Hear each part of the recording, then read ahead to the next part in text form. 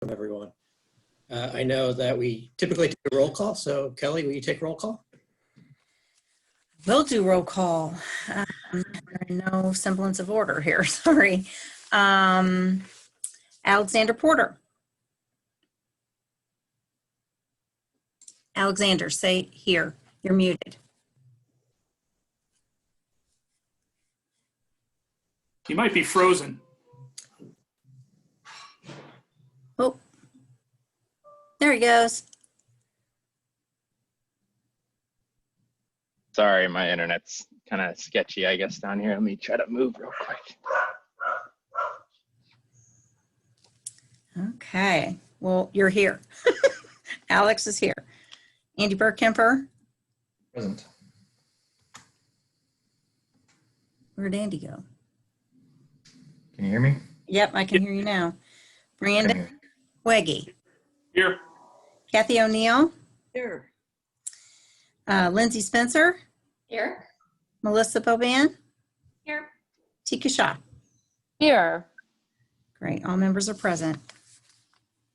Great. As we move forward, I think tonight you'll see staff take a little bit greater role as we get moving into this commission.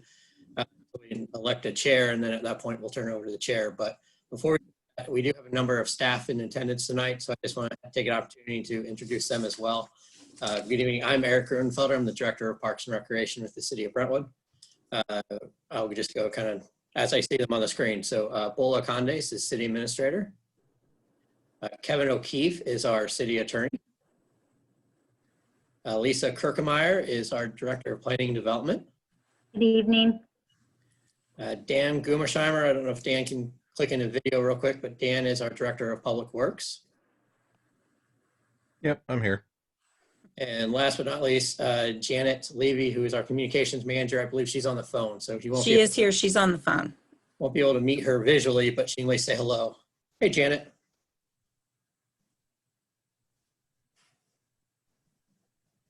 I don't know if she can, should be able to respond. Maybe she can't get off mute. So, soon, hopefully soon, we'll be able to do these things in person, 2022. So that'd be great. But I'm happy that we can do this at least through Zoom. And we'll get moving with the first item of business. So the first item of business is approval or amendment of the agenda. Just kind of look at the agenda, make sure everyone's okay with it. If anyone has any updates, we can update the agenda. If not, if I can get a motion from someone to approve it. So moved. Is there a second? Second. Great. All those in favor, just say aye. Aye. Any opposed? Great. So we'll move forward with this agenda.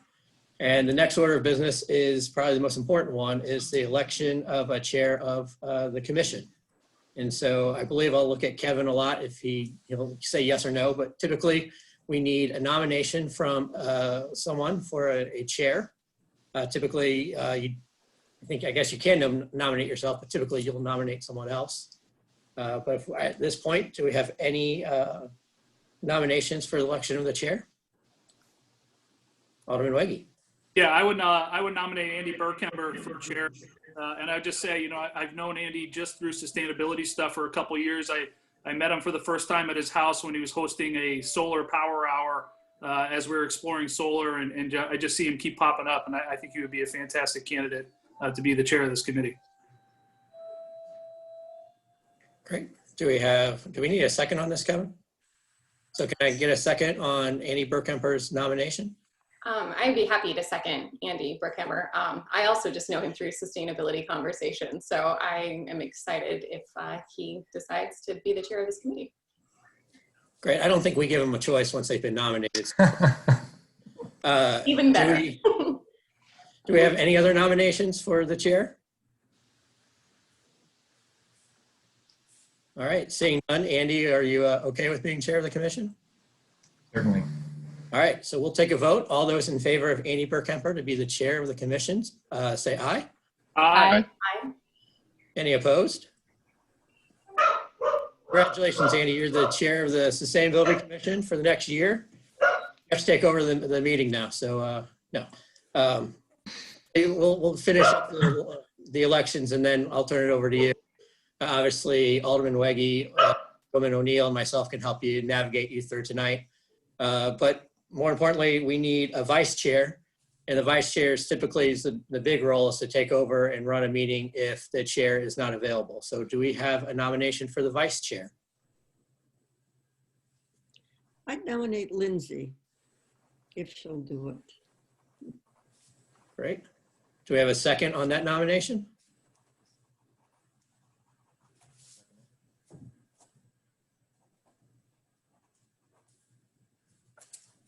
I'll second it. Great. So we have Lindsay so far. Does anyone else want to make a nomination for the vice chair? And feel free to self-nominate if anybody wants to. I know Lindsay's busy as the president of the school board. But if no one else wants to, I'm happy to do the vice chair too, so. I'll just say, I mean, I'm happy to nominate myself. I mean, I haven't really done a lot with sustainability around Brentwood yet, but you know, that's kind of why I'm here.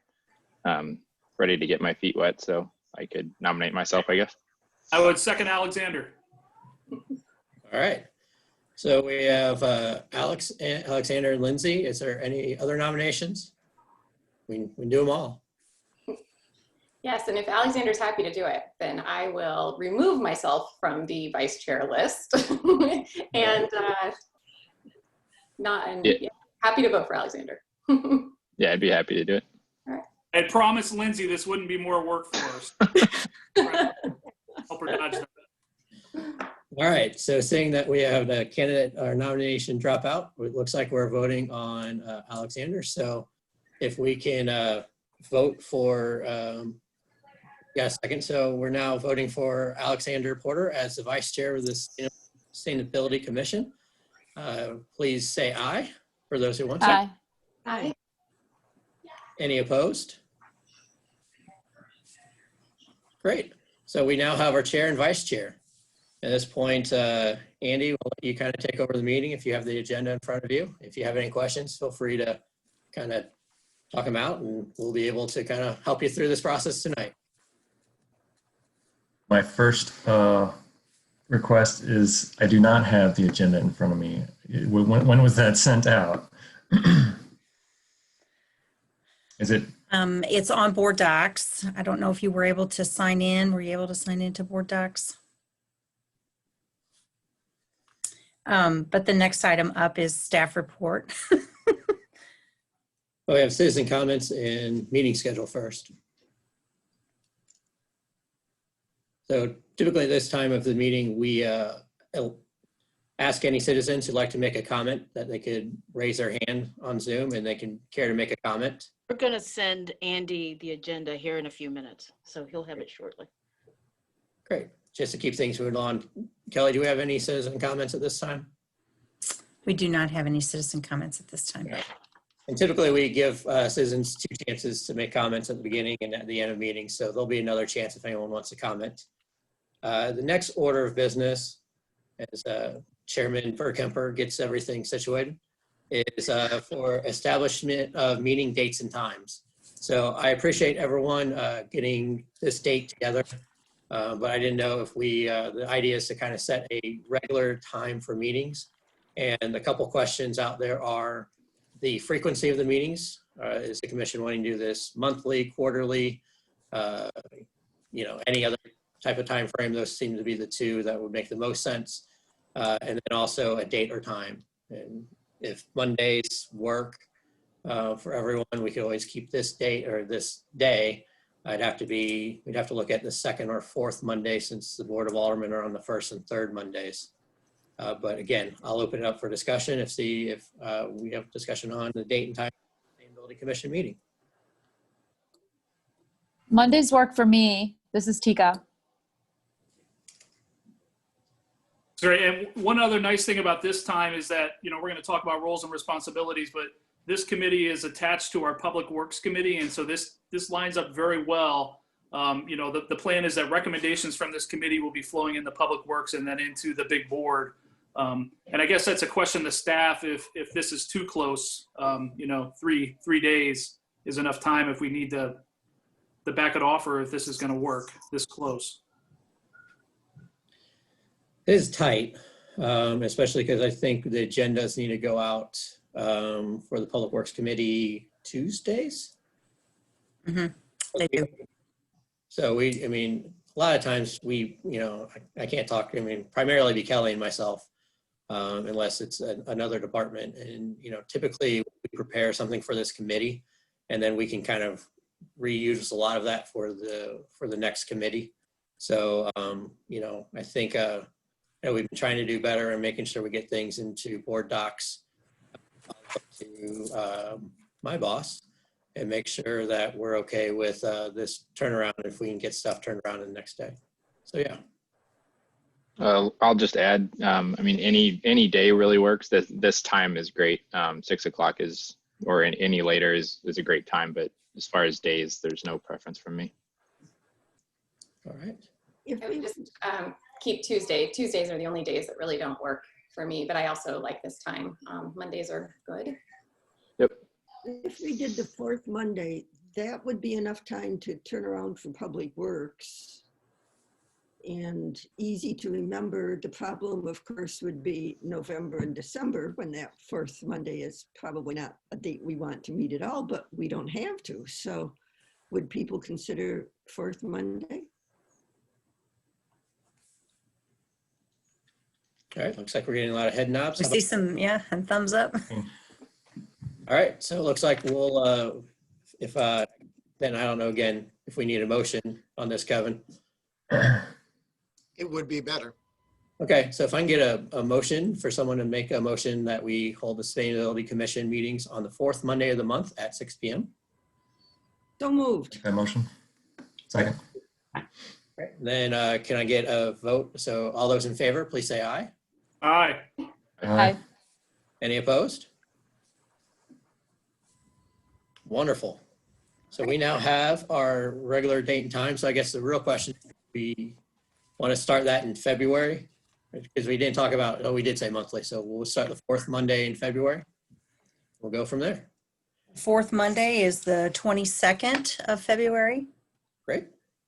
So And then we're moving on to the next item of business, which is staff reports. And so I can kind of roll into this because most of these I'll be taking the lead on. So a lot of these are just kind of, the first one's a review of the ordinance. And if I can share my screen, give me a second to share my screen.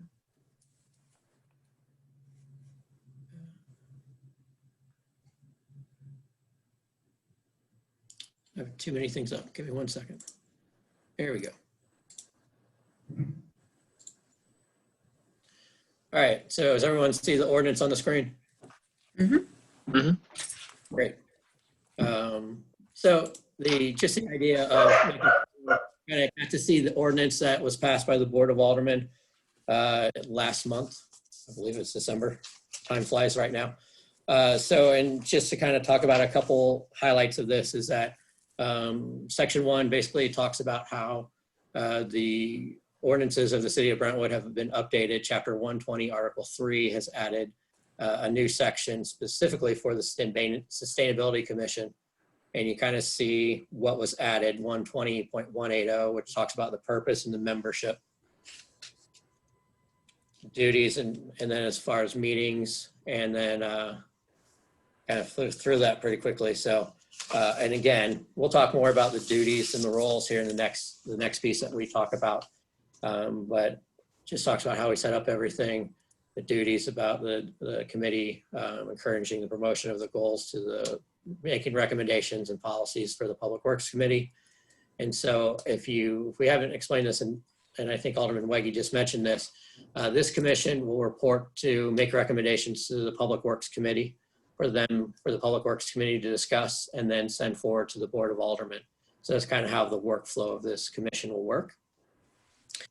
And then as we move on to kind of the Section 2, it just talks about how all ordinances have been repealed. And it's fully in effect here I guess it's October 5th. So we officially approved this. Any questions about the ordinance? And since I'm sharing my screen, I can't see everyone. So doesn't look like that. So what we'll do is we'll move on to the next thing, which is roles and duties. So in the roles and duties, this is something that Kelly and I and staff put together just to kind of help out with new commission members.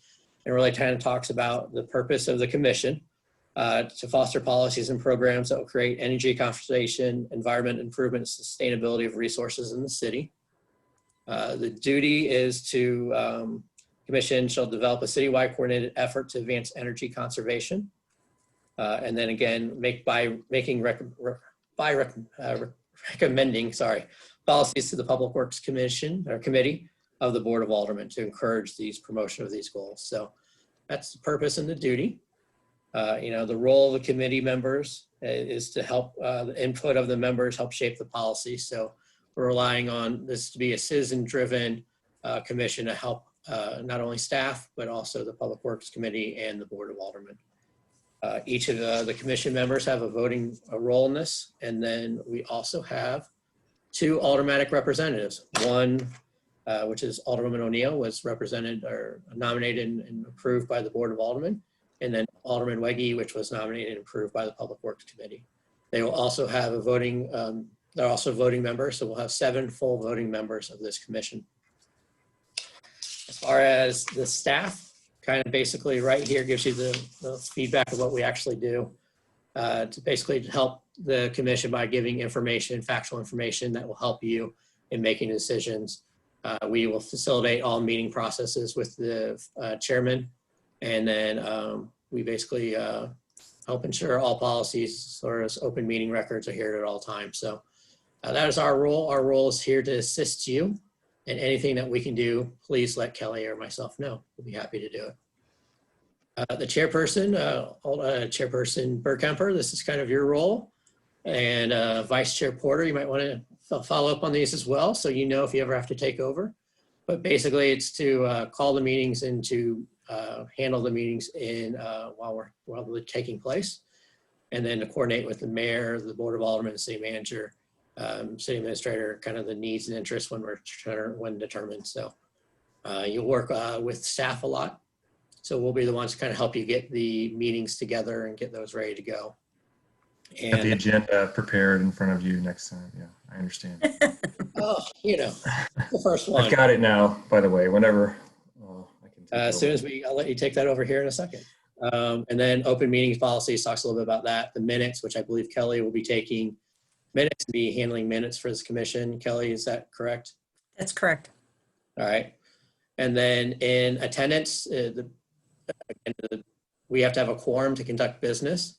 And the quorum is basically at least 4 voting members, so more than half of the commission. As long as we have 4 members, we can hold a meeting. And if for some reason we don't have a quorum, we can still meet and conduct, we can basically hold informal discussion, but we can't take any votes and we can't have any formal discussions during that time. Something about meeting facilities where, when we can meet in person again, we can do that either at City Hall or here at the Brentwood Recreation Complex. And then this just talks about just some accommodation and special needs. And the Missouri State Ethics Commission is something that all staff and commission members and aldermen have to follow. So just take a look at that. And the last is conflict of interest. Again, we just ask that, during any meeting that if there is some sort of potential conflict of interest, commission members make that known at that time.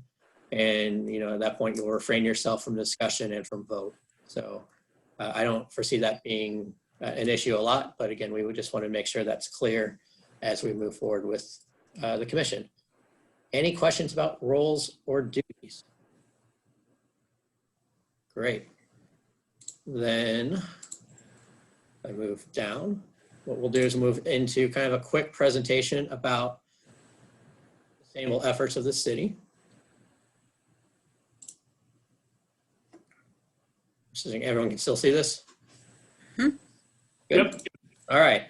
So tonight, I'm just going to give a very quick presentation about the historical sustainable initiatives that the city has done. I go back to 2012 because that's when Bola became city administrator, and that's the easiest part to find.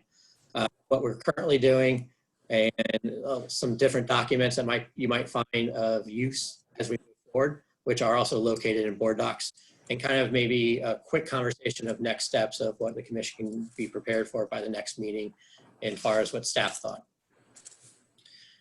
In 2012 to 2019, again, the city has had a kind of a long history of sustainable practices led by the Board of Aldermen.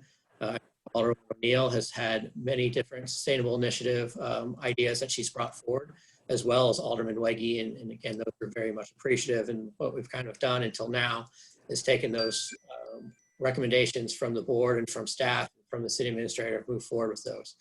The biggest one, obviously, is Brentwood Bound.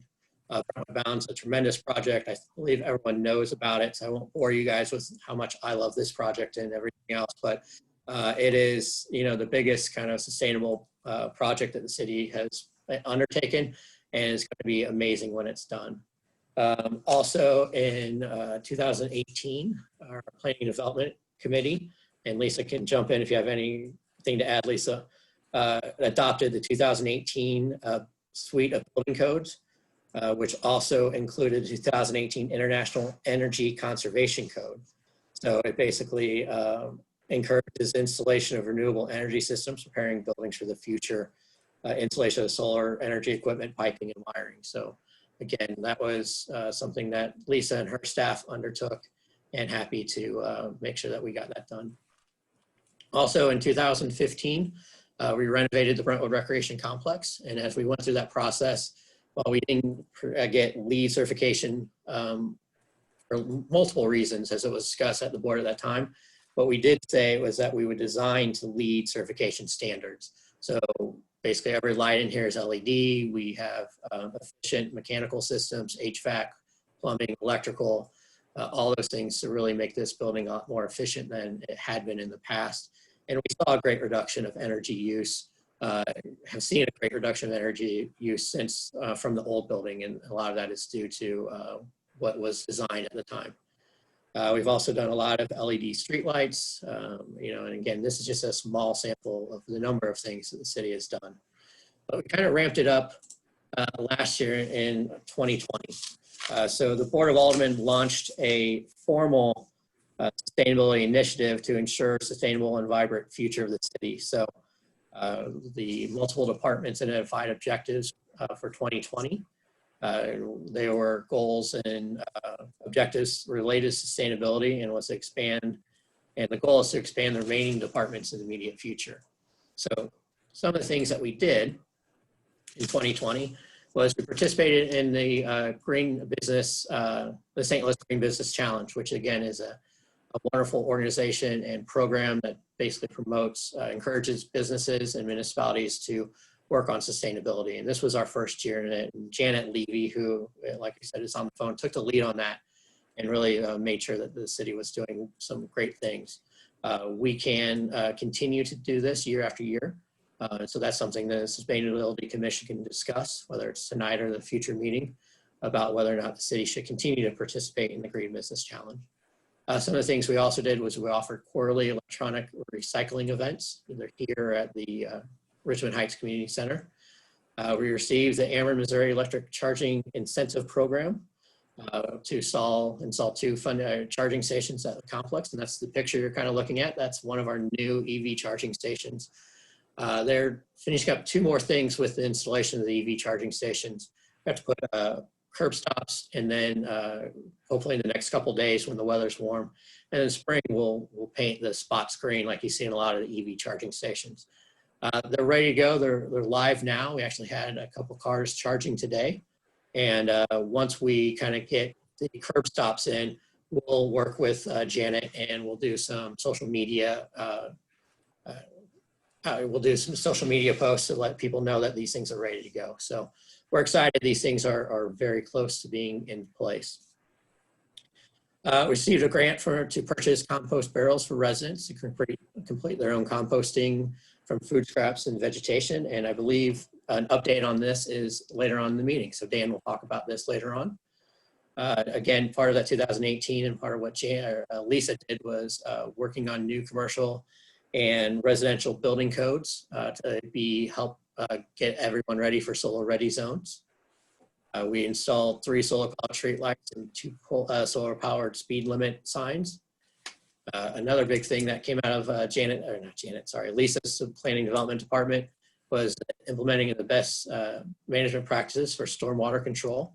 So we just finished that up last year and getting ready to really move forward with that. And I think everyone would agree the biggest thing we did was establish the Sustainability Commission, which is why we're here tonight. So it's all things that we kind of did last year, as again, with support from the aldermen, the Board of Aldermen really kind of ramped up our sustainability efforts. We do have goals for this year. These were kind of put in place during the budget process, which happened before the commission was established. And so Parks and Recreation, we're going to focus on an departmental sustainability plan, really work with Janet on getting a sustainability page for the website that you kind of see other cities do.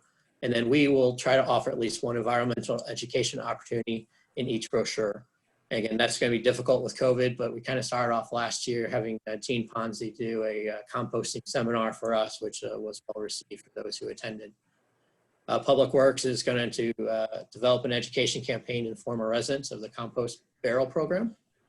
And again, Dan will talk about that later. And then Planning Development is going to work on more ordinances to really help support sustainable efforts. So solar ready zones, permeable surface driveways in residential areas, and then also the encourage the use of solar energy by streamlining the plan review and permit process. So those are all goals for Lisa for this year. And I don't know, Dan or Lisa, if you have anything to add to any of that.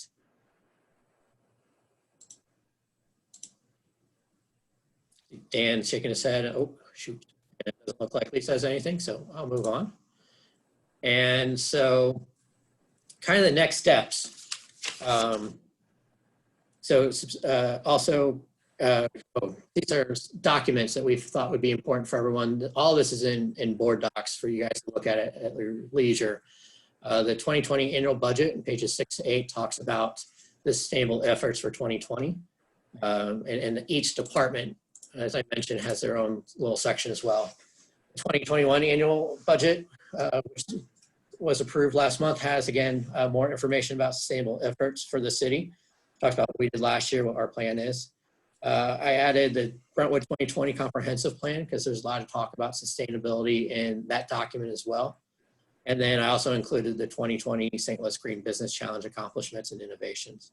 One of the things I did fail to mention as we come up for this year is the Plan Development Department's been working with Sandstone to install some Tesla charging stations behind, really it's DXL, but it's kind of in that whole area behind, if you go down Rose Avenue.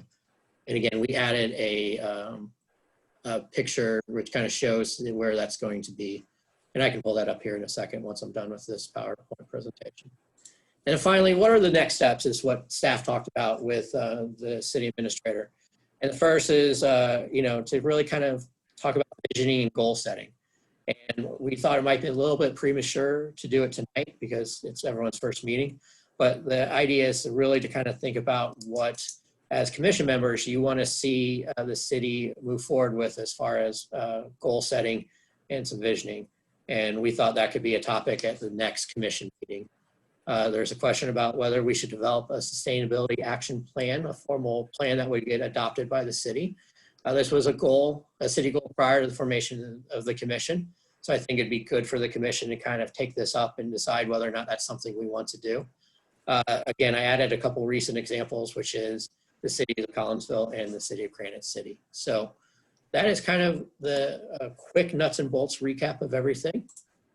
Stop sharing for a second. Does anyone have any questions right now about what we've done in the city? Good.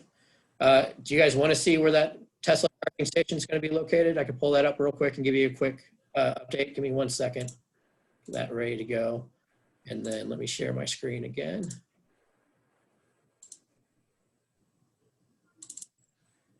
I think if everyone can see that at this point, where my cursor is Brentwood Boulevard. Here's the promenade, big section of the promenade. And then this is Rose Avenue. I kind of cut through to the promenade from Manchester. You see that's kind of DXL store. And in this little parking area right now is where those Tesla charging stations are going to be. So again, that's something that Lisa and her staff have been working with Sandstone to give, again, another charging station within the city of Brentwood. So that is, Eric, again, is that city-owned property and stations also? no, or- it'll be owned and operated by Sandstone. Okay. Correct, Lisa? I lost Lisa. But yes, it's my understanding that Sandstone will be running and operating those, installing and operating. As far as future EV stations, you know, as I talked about where we're at, I did talk to Ameren and they say we can apply for that incentive program for each account that we have, and each facility has their own account.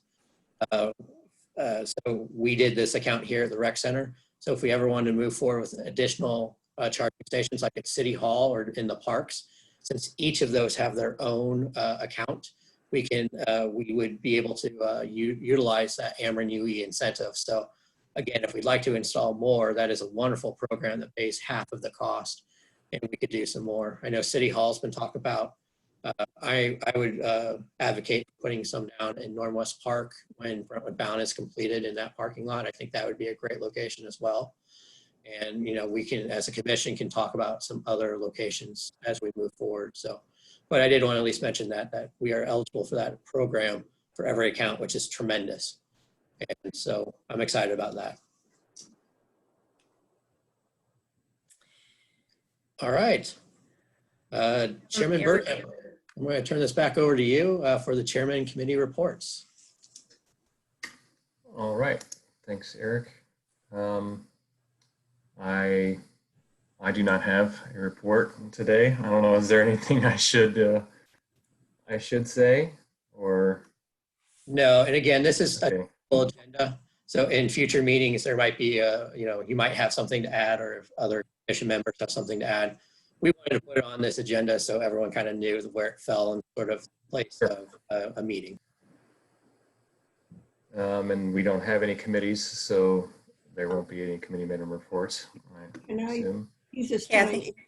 time to make a comment.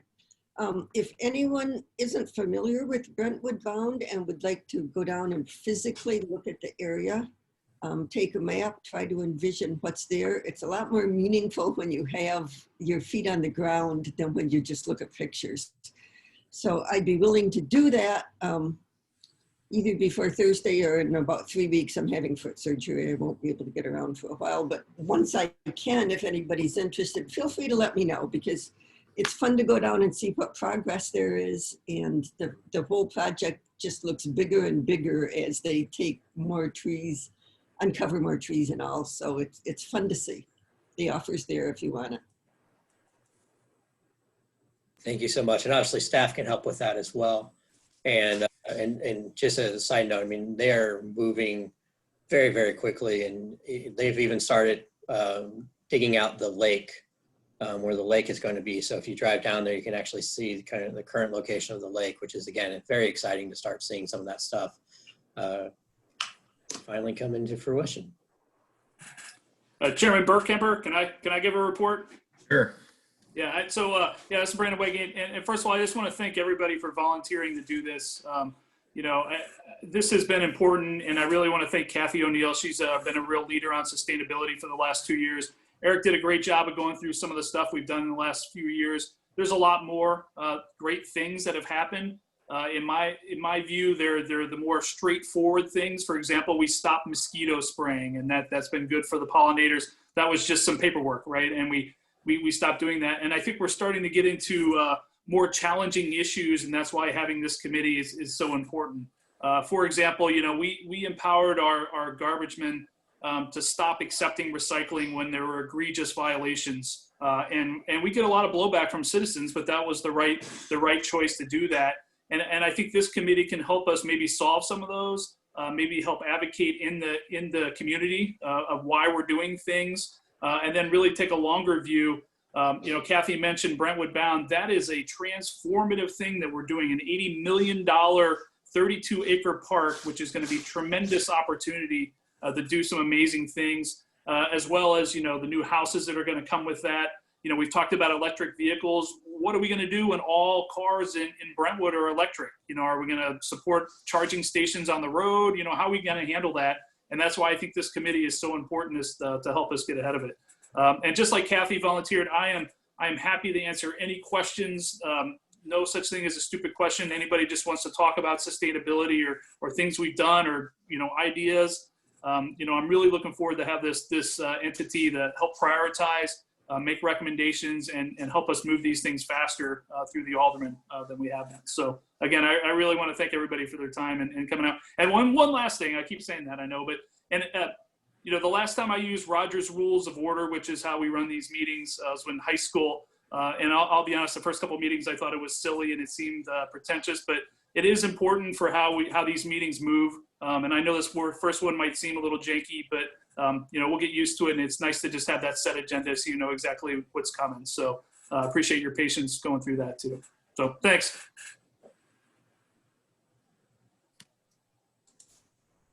And I'll just say too, it's I was pretty excited to see this, the city put this commission together, and happy to be a part of it.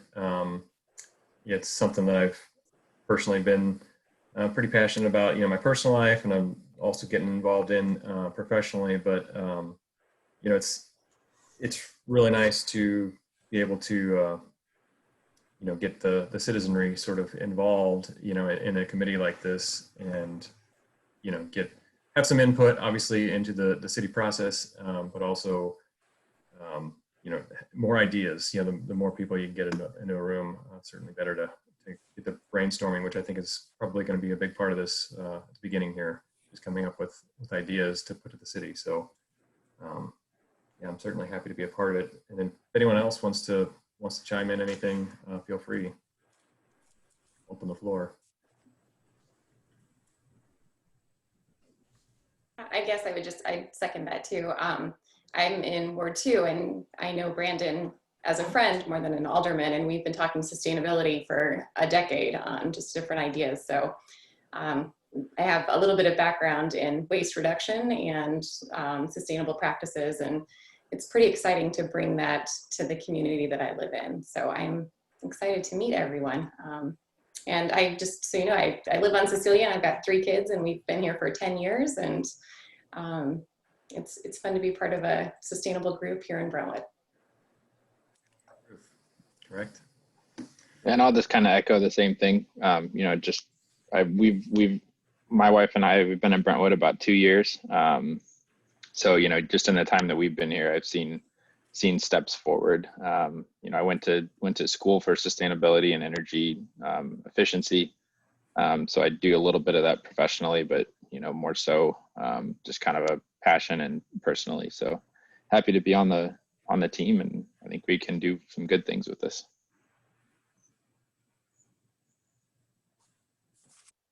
I'll say too, Brandon, that's really interesting that you say about the recycling, the waste. The guys taking the non-recyclable stuff out. I've noticed that myself. We've some people in the family tend to put the plastic, the thin plastic stuff, the packaging and bubble wrap stuff that slips in there.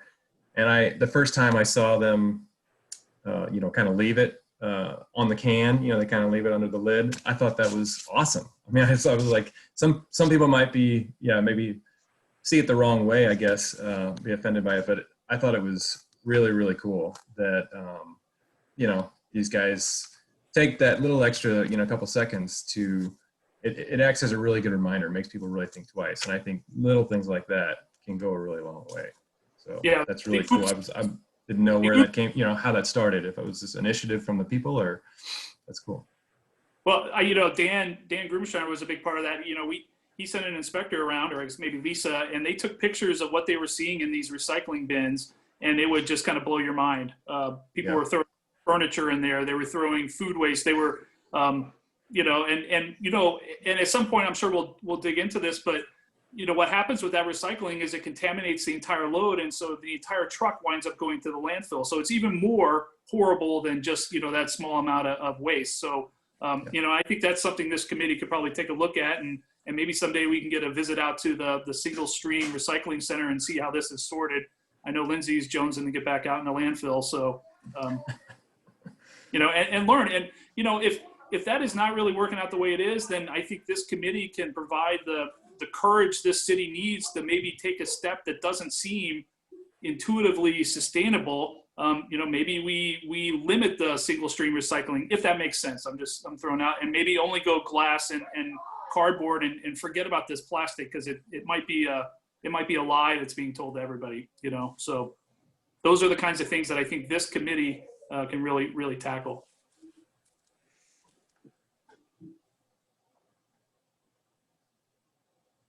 Any other comments before we move on to old business? All right, so there is no old business being the first meeting.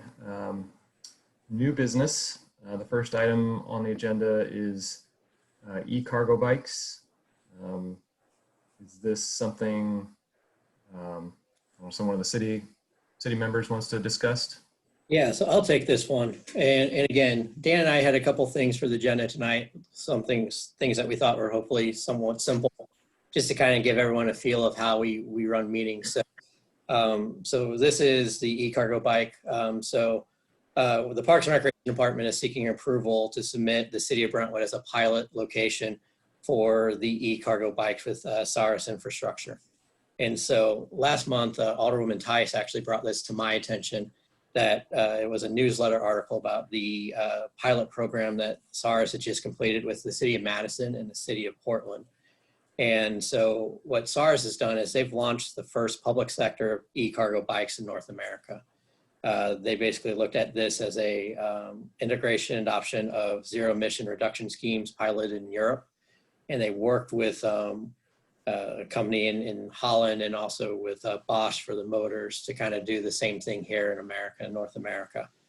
And their goal is to bring kind of a best-in-class e-cargo fleet to North America.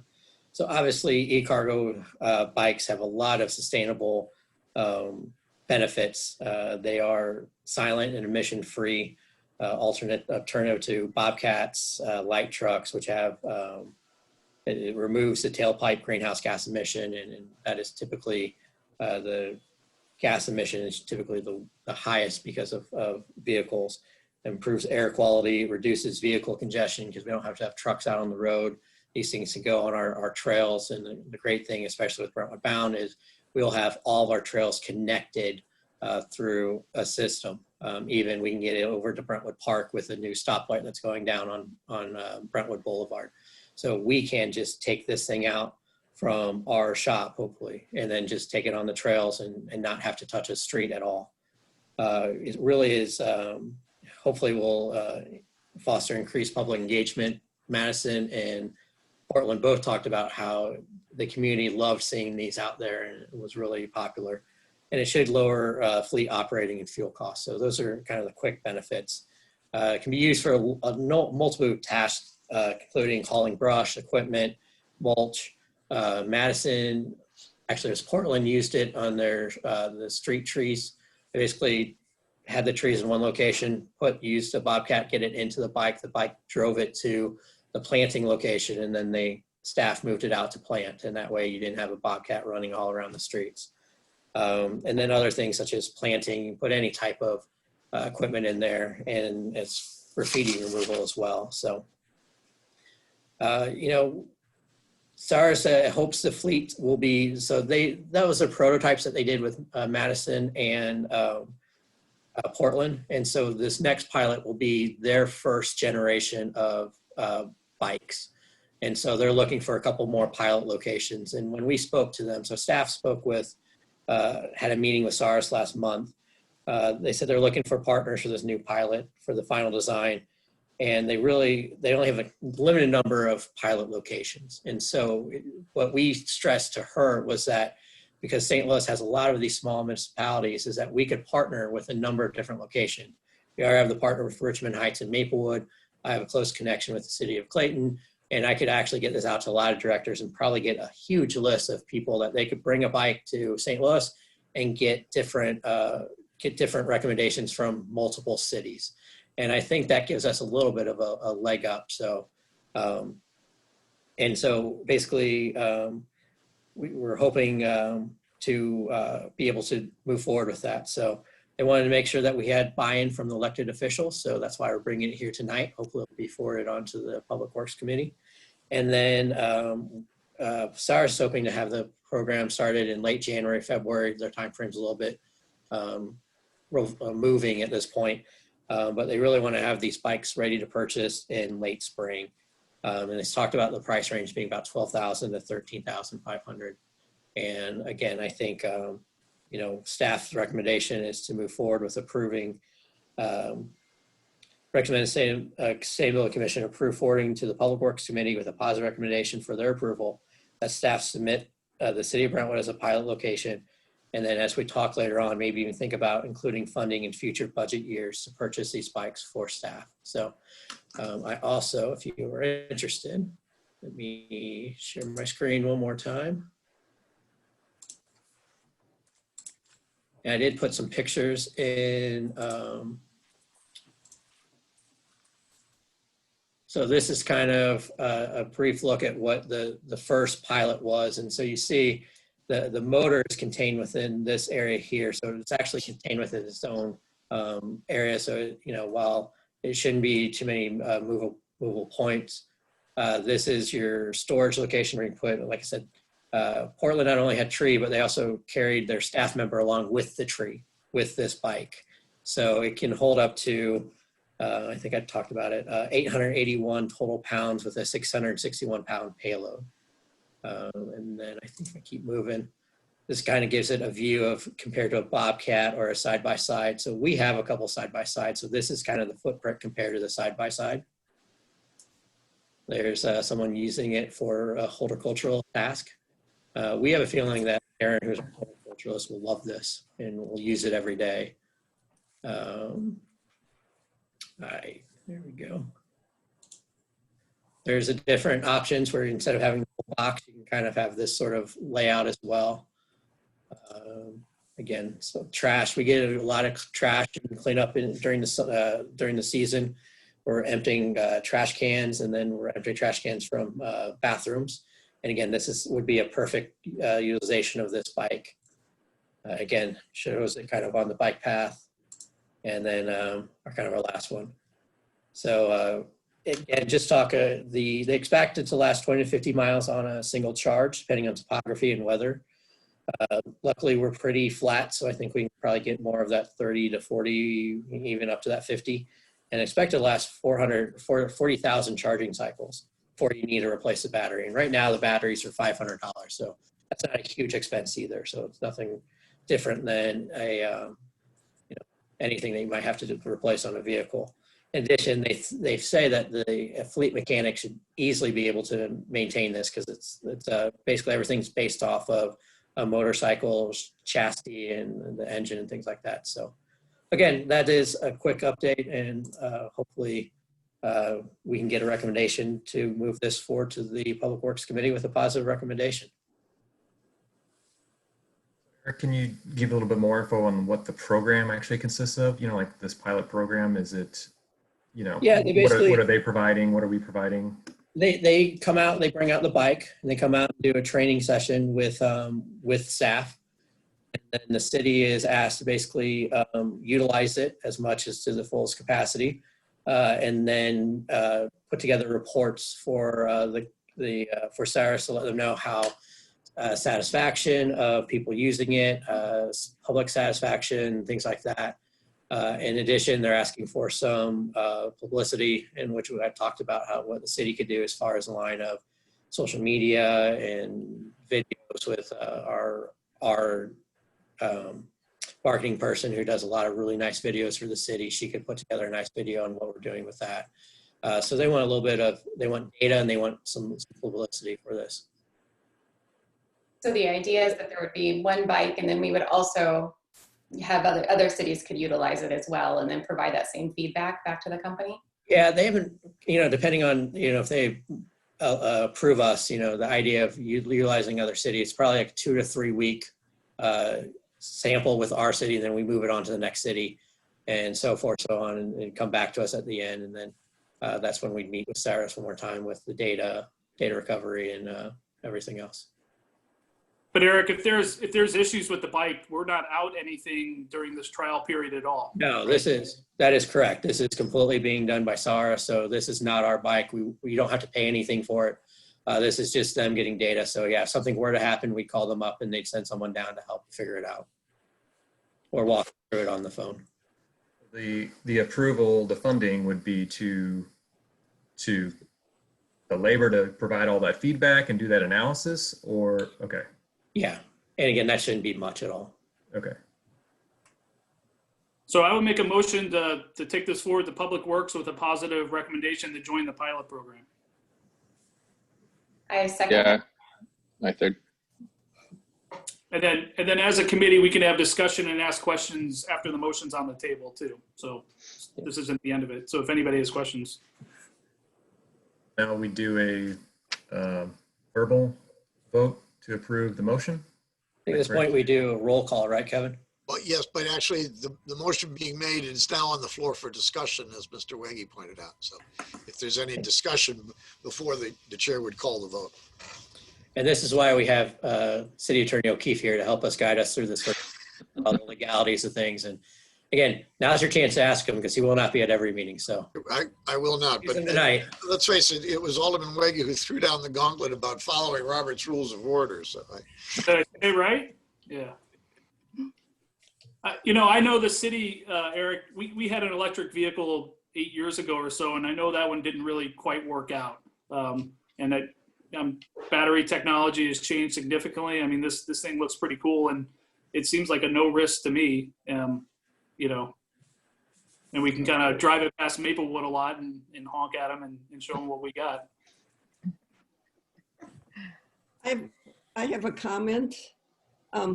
I have an electric bike and love it, but I keep track of these things. And there is something in Europe that's happening with these that we should be aware of. I don't think it would keep us from doing it, but they have developed carts like this in Europe, which can go 75 miles an hour. You heard about Simon Cowell getting an electric bike and breaking his back. And that's what he had, was one of these, which are technically motorcycles, and he got on and of course it flipped him. So they are being banned from a lot of the bike trails in Europe because of that excessive speed. They say they're not classed as e-bikes. They need a separate classification. So I think this is pretty cool. I don't think it should stop us from participating, but I think we need to be aware of the other issues that are going on with this. That if I can answer that, that's an excellent point and something I should have brought up. So I appreciate that, Alderwoman O'Neill. SARS has put a regulator on the motors, so it cannot go over 20 miles an hour. That's still decent speed. And a lot of times once it gets over, I think it's 10 miles an hour, it will only go full by pedaling. So to get up to that 20, you have to be pedaling yourself. And I think a lot of that is from what they saw in Europe and making sure that they kind of took those sort of notes into account. So yes, you can, especially on a big hill. The person we talked to, the rep, said she got clocked at 31 on a good hill, but this was a very big hill, which again, we don't have many of those here in Brentwood, and especially on our trails. So I don't foresee that being an issue, but that's a wonderful point. Thank you, Alderwoman O'Neill. I'll say I read an article about these today just from the city of Portland, and a couple other benefits that they didn't realize is it allows any a person without a driver's license, if you have anyone on your workforce without a license, this is something they can utilize. And they also said with COVID, it's been fantastic because they're trying to prevent employees being in enclosed areas together. So if you're using it as a bicycle outside, that was another benefit they've seen recently. So I think it's a great option for us. Yeah, I will say, go ahead. Sorry, Brandon. Sorry. I was just going to say, the one thing that came to mind as you were talking, Eric, was I can definitely see your guys, starting like with the trash pickup, starting at Oak Tree Park and hitting all the trash cans, all the way along the trail, all the way to Memorial Park. And it seems like a really cool, community engagement tool too. It's one of those things that will definitely make people turn heads and, engage the community a little bit.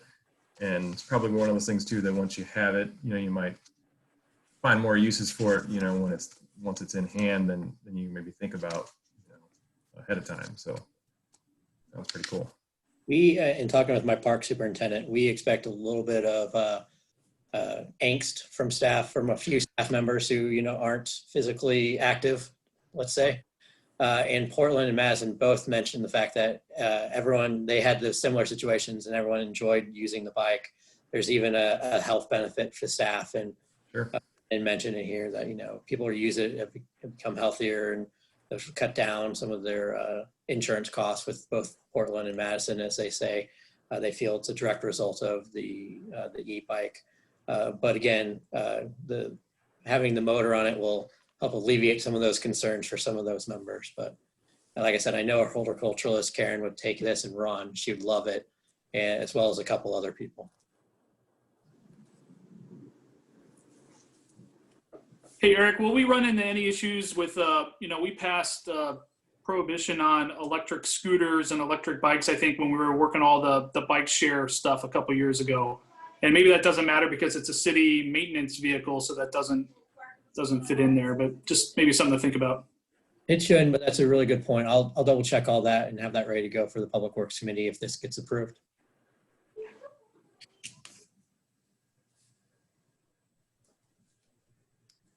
Any other comments, discussion? All right, we'll make a motion, or we'll go ahead and do a roll call. Roll call. Vote, correct? Okay, great. Alex Porter, Here. you say, is it yes or no? You agree or? Yes, sorry. Okay. Chairman Burkemper. Andy? Yes. Okay. Yes, sorry, I think my mic seems to be cutting out. That's okay. Brandon?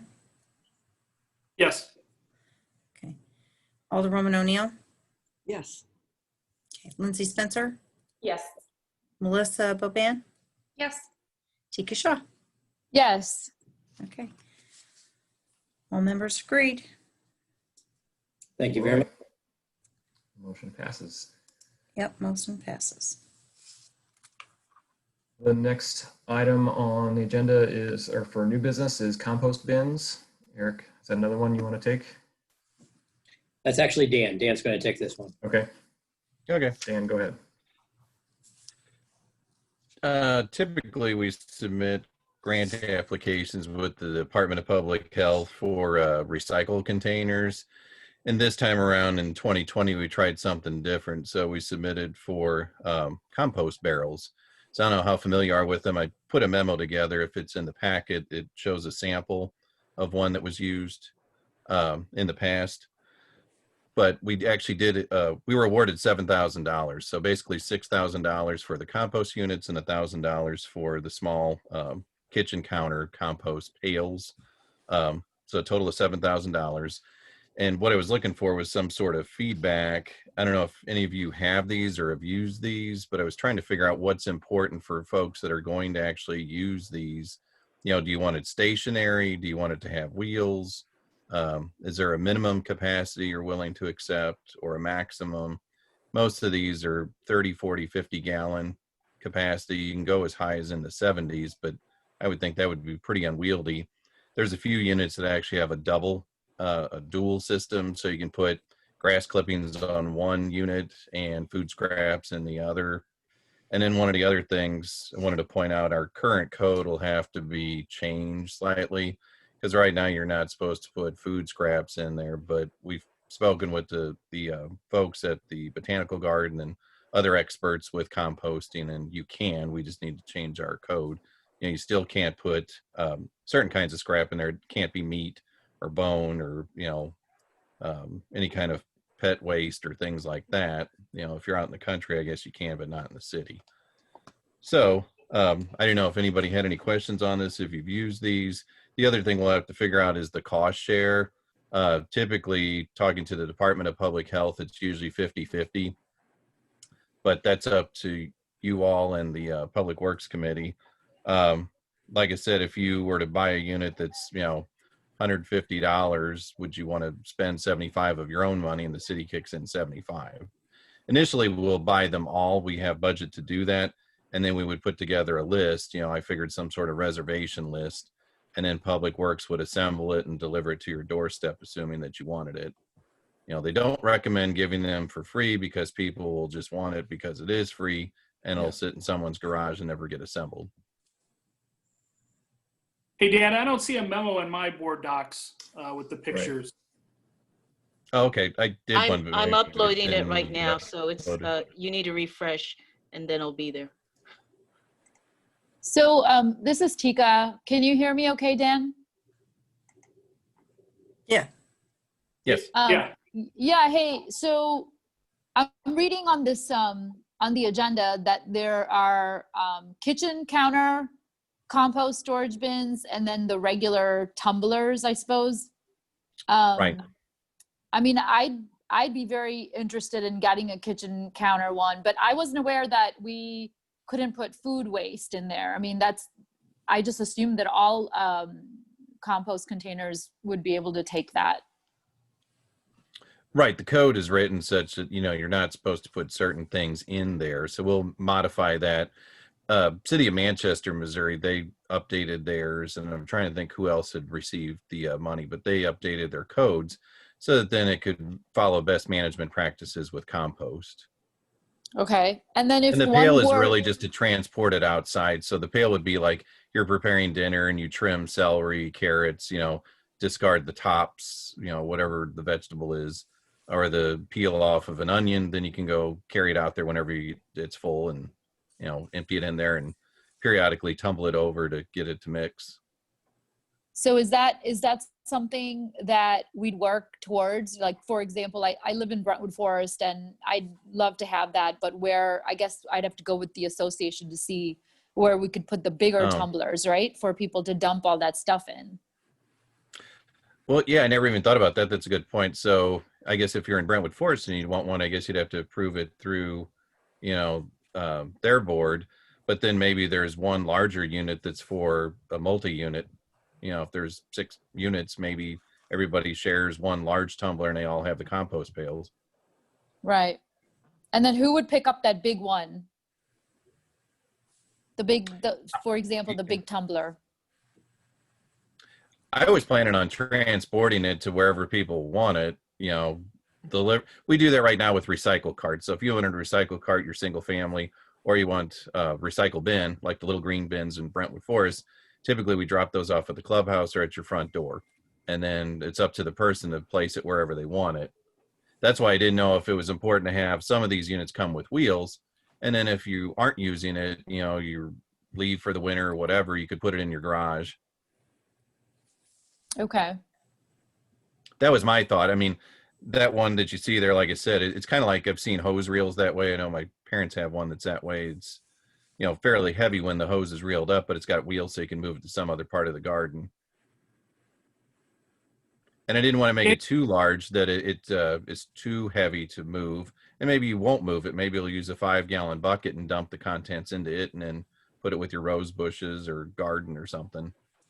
But Dan, the vision here is not that the city will be picking up the composting. It's each Right. resident will have one of these and then use it around their yard or whatever. There's no pickup. Exactly. Right. So if you have leaves and lawn clippings, you could put that in there and then generate your own fertilizer for whenever you need it later on. I don't know how many people plant a garden in Brentwood. I know I grew up in Illinois, so there were gardens everywhere, but there's more land as well. They allow large compost heaps that, a tractor will turn over periodically, but it's usually on an acre plus. So, so it sounds like this wouldn't really help folks that live in a condominium like myself, right? I mean, we don't have a yard, our own yard, per se. Yeah, I don't know if that would help with the Greenwood group. I know they manage, the landscape, so to speak. I don't know if they have a need for it. I don't know enough about what they provide. if they ever have to buy fertilizer, this would make free fertilizer if they Mhm. trim the grass or vacuumed up sweet gumballs and stuff and pitched them in there. I'm sure they'll decompose. Would the city be amenable to having a larger compost bin that people like myself could come and dump their smaller bins into? That's a good question. I don't know where we would put it, the city. I guess it would have to be at a park or something, and I don't know who would manage that. Okay. So I really like the idea of having some education along with any kind of, enrolling a compost situation. We've been doing that in our yard, and we actually brought composters from our previous home on the West Coast.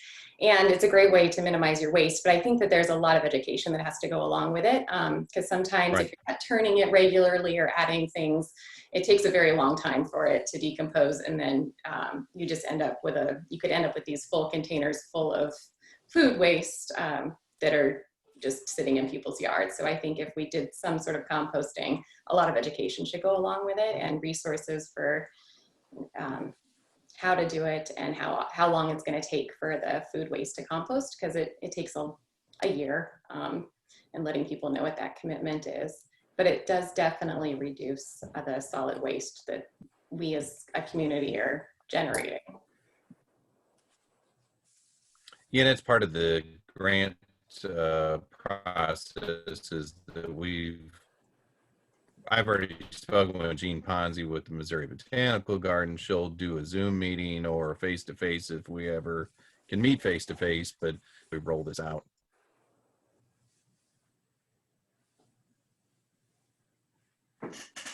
Hey, Dan, so we're getting 70, approximately 70, no matter what, with the grant money, correct? Are you thinking we would buy more if there's more interest? Are you looking for input from this committee on, how many should we buy? Should we try and meter it to make sure that education is there? Should we, how do we pick who gets to, get these? Right. I figure we do like some sort of sign up sheet. I mean, that's what other cities have done, I noticed in the past. So, we could see what the interest is, and then I could adjust the purchase price. If we need to buy a slightly cheaper unit to produce more quantity wise. I don't want to go too cheap though, and then people hate it or it breaks or something. I'd rather get something that's middle of the road. And, I definitely think we would spend the money, and, we've got the storage space, at Public Works. We could find a place to put those, and then kind of like we do with recycle carts, I purchase hundreds of them at a time, and then we store them, and then when people want them, we assemble them. Do you know how much other cities have charged for their compost bins? I don't know. I'll find out. Manchester, like I said, they just received theirs, and then I'm trying to think the other city. There were like 2 cities that did it in the last year or 2. I think it was maybe Creve Coeur, but I definitely know. I don't want to overcharge people either, and then people shy away from it because they don't want to commit that sort of money right now, especially with COVID. Yeah, I definitely agree on the cost sharing bit. I mean, it sounds like that's what they want you to do anyway, but it definitely, this is something that people are, they're getting help to purchase it, but it's entirely on them to make use of it. And so you want to make sure they have some commitment to it, some buy-in, so that they will use it in the future. Lindsay, the ones that you have, do they have wheels, or do you think wheels are necessary? To me, it seems like once you have one, you probably just set it somewhere in the corner of the yard and then it will stay there. We have a couple different kinds. One is like a cone, and there's a basket that you dig in, and the basket is in the ground, and you put the cone on the top to kind of keep raccoons or things out.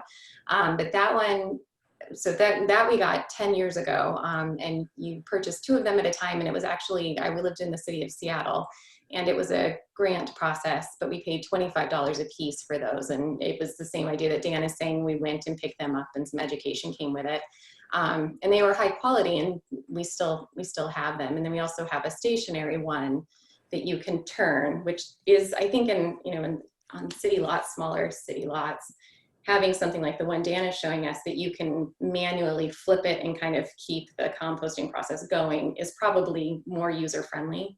Yeah. So we would have to dig ours up whenever we were going to use the soil. So like they get really heavy. So maybe wheels is not super important because it's going to get heavy with green material and you're not going to be moving it around much. So I don't know if there's a cost savings to not having wheels. That might be a way to save a little money or get a few more compost bins. But yeah, I think it could be great, but you do need buy-in. It's a commitment. And if the city's paying for part of it, we want to make sure that people are going to be using them. Yeah, I was just going to add in, I kind of come from a communications background, so I think it might be a good idea in order to get this at a cost reduced to maybe require an information session so that people kind of understand what they're getting into. And then you can put your name on the list if you're still interested once you get all the information. Because it is, and I've lived in Seattle as well, where in an apartment building where we use the little kitchen bins, and it seemed like maybe it wasn't even that effective because of how misunderstood it was, that you couldn't put, there's so many things that can't go in the bins. So I think just so that they don't all end up not being used, that it might be good to require some sort of attendance in information or to look through a packet or of some sort and then to sign up. That's a good point.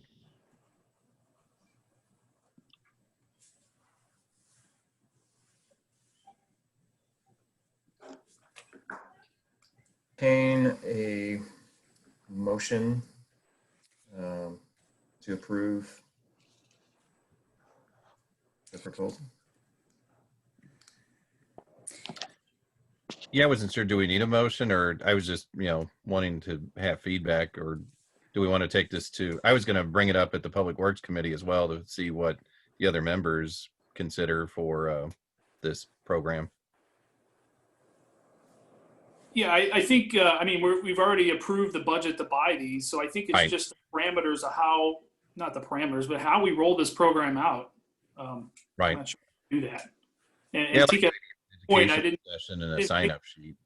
I didn't think about Tika's point that, there's a large segment of this Brentwood that this isn't really going to do anything for. Well, we have Janet Levy, the city's communication manager, that can definitely help with rolling it out. In terms of parameters, I think what we need to hear from the committee is what is the cost share? Or would you rather Dan do the survey and come back with the cost share so that you all agree on what that dollar amount is? I think I heard $25 from Lindsay. So maybe we get a reaction to that first. Yeah, and I would say I would like to hear what the other cities did, because if they did 50% and they had a good turnout, we, in theory would kind of expect the same. So seeing what people are charging now for compost bins that we're considering would be useful information. There are some condos here that might have buy-in. Some of us do have some yards where we garden. So if, Dan, you could kind of see what the smallest units would be, how much that kitchen shelf top, how much space it would take in. We can't put everything on our kitchen shelves. Get back to us with a few more designs or. Yeah, I've got one of the pails that's smaller than one of the smaller crock pots, and then I'll just store stuff in there and then take it out and put it in the flower bed. Those are pretty small, but I'll find out. I know Amazon sells a small tumbler. It was barely over 100. It was like 105, 108, something like that.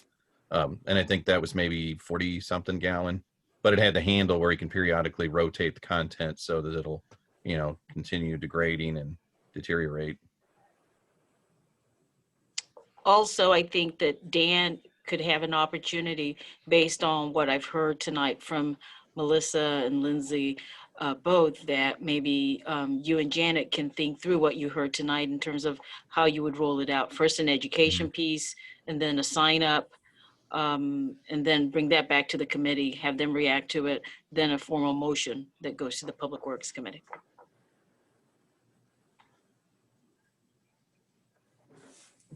I'll make that motion. Okay, good. Bring it back next time. But think about it. Somebody second. Yeah, I'll second.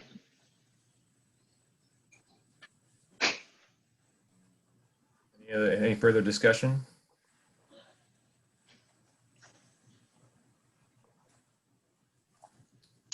All right, we'll do a roll call vote. You just, Yes? that's okay. Do you want to do a roll call or you just want to do a voice vote? All in favor for, Let's do a voice one if that's possible. I don't. all in Okay. favor of All bringing in this favor? motion back to the committee? Aye. Aye. Aye.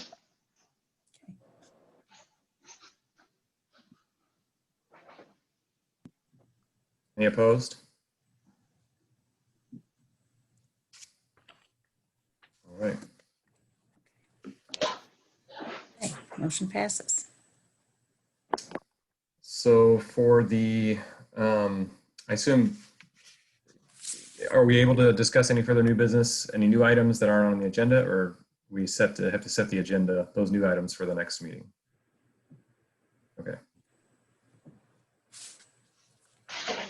The commission is required to publish a tentative agenda at least 24 hours in advance and give public notice of what that agenda is and where and how the public can observe the meeting. That doesn't mean you can't add something to it in the course of the meeting, but ordinarily the public would anticipate that they would get a sense of what's going to be discussed from that tentative agenda. If there's some other business to take care of, you can take it up, but the norm would be to follow the agenda.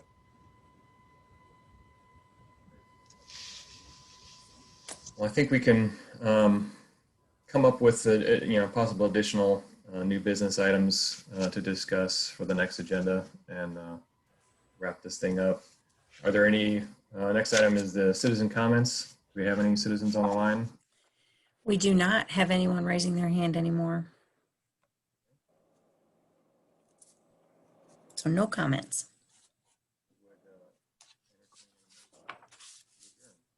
Motion to adjourn. Second. Second, all in favor? Aye. I Aye. Aye. Any opposed? All right. Congratulations all. As Bola mentioned, someone else mentioned, I will not normally participate in these meetings, but if there is any way I can be of service to you, please feel free to contact me, especially those of you who have not served your neighbors in government before. This is a different world, and it has different rules, and you no longer have a right to privacy, trial by jury, to those things. Free speech, you don't have a right to that. If you're going to gather with the other people here, you have to give the world 24 hours notice, let them come watch and listen. So there are rules out there, and my job is to try and help you navigate it without running aground. So I'm here for you if you need that, and otherwise staff will get in touch with me whenever it's appropriate. So congratulations to all of you. Enjoy your service. thank you. Thanks, Thank Kevin. you. Yeah, thanks, everybody. Thank you. Thank you. Good night. Good night. Thanks. Yeah. Hi all. Nice meeting you. Thanks.